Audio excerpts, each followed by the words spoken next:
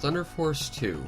It was one of the 6 launch titles for the Sega Genesis, and I gotta say, this game gets a bad rap.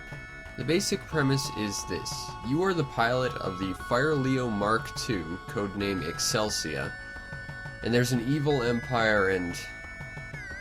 Look, just get in your multi-billion-dollar spaceship and go shoot a bunch of dudes. It's a shmup, not the complete works of William Shakespeare. And here's where this game starts to get a bit of a bad rap. Thunder Force 2 is known as sort of the black sheep of the family and is generally looked down upon compared to the rest of the series. Mainly because it takes place in 2 game modes. If you played Thunder Force 3 and onwards, you're quite familiar with the horizontal sections. But Thunder Force 2 also had almost Xevious-esque top-down levels. And it's these top-down levels that give Thunder Force 2 its bad reputation, because people think that they were weird and strange, and therefore immediately dismiss the game. Ironically, though, it's these top-down segments that comprise the entirety of the original Thunder Force, and Thunder Force 2 was more of a transitional phase, experimenting with adding horizontal levels as well, and in turn helped define the series as a whole. Now, the top-down levels are simple enough. Essentially, you are flying around trying to destroy bases. It takes a cue from Xevious in that you have both aerial targets and ground targets. And you have to plan out your weapon setup strategically because not all weapons attack ground targets terribly effectively. The horizontal segments are fairly standard if you've played a Gradius game or R-Type. However, unlike those 2 series, Thunder Force is much faster. Now, the first and foremost standout quality of any shmup are the weapons. Now let me tell you, Thunder Force has a lot of them. At any time you have your standard twin shot, as well as a reverse shot, which is very important because enemies tend to appear behind you all the time. You also have several spread shots, a few more strategic weapons like side shots, as well as the debut of the series trademark weapon, the Hunter, which just homes in on everything.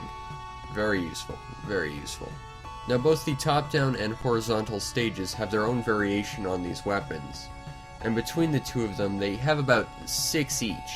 Each of those 6 can also be upgraded, so it ends up being more like somewhere between 1 to 2 dozen. Quite a few different weapons, and that's not even including the passive upgrades. You have the Craw, which I'm pretty sure is a mistranslation of claw, and that is your sort of option type weapon. Not only does it give you extra firepower, but it also acts as a shield. This can be upgraded to orbit around your ship faster, thus deflecting bullets more often. You also have standard 1-ups you can pick up, and a barrier which has one of the oddest sound clips I've ever heard from a GPS navigator. So that's special. And while some of the weapons seem a little bit odd, the game utilizes them all quite well. Some of them feel like they're more strategic, and you really have to be on your toes to know what situation to use them, but they all seem useful at various times. Now, another thing that's key about this game is, while you lose your weapons when you die, it's a lot more fair than other shmups. Other games like Gradius have you build up your weapons, and should you make a fatal mistake, you're more or less left with nothing, and in a lot of cases you kind of just have to reset because you're bound to die again, and again, and again, just because you don't have the power you needed to get there. Thunder Force is a lot more fair with this. While you lose your weapons and your upgrades, you're always left with your twin shot, which does a decent amount of damage, as well as your reverse shot, which will allow you to take care of enemies in front and behind you. So while you're no longer in a optimal situation, the game never leaves you up a creek. You always have options, and that's absolutely great. While talking about how fair this game is, you can't go without talking about the difficulty. While the first couple levels are pretty simple, it's still very easy to die, and later on the difficulty ramps up, but there's always a nice curve to it, so you never feel like you weren't prepared for the levels. Navigation of the top-down levels notwithstanding. The soundtrack is incredibly well done, which is something to be expected from the Thunder Force series. The music has a very quick pace, it's very frantic, It's just got an exciting techno feel to it. It fits the theme of the game very well. The sound effects are fairly standard and would actually go on to be reused in a few other Technosoft games, but I was impressed with the simple use of voice clips, despite the fact that about half of them you have no idea what is being said.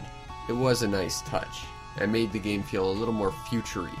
Now the game itself doesn't look wildly impressive. It was one of the launch titles for the Sega Genesis. But that said, the environments look varied and they work for what they're trying to do. The bosses are typically very large and intimidating, as well as very tricky to fight. The bosses were really well done. I think when you get right down to it, Thunder Force 2 got a bad rap. Yeah, it was a little bit wonky with the top-down stages, and navigating them was a little bit confusing, but the horizontal sections were very well done. It was fast-paced, it was exciting, it was challenging, there were cool bosses, awesome music, and while it does feel like an early release title for the Genesis, which it is, it feels like it has a very good level of polish that makes it a fun game to pick up and return to. So while this game has the reputation of being that weird game with the top-down segments, honestly, I would say it's the most important one in the series. While it stands out from the other ones after it, it also created the standard for what Thunder Force is known as today. So not only was it pivotal in creating this series as we know it, it is a transitional period from the old to the new, and ultimately what defined the series.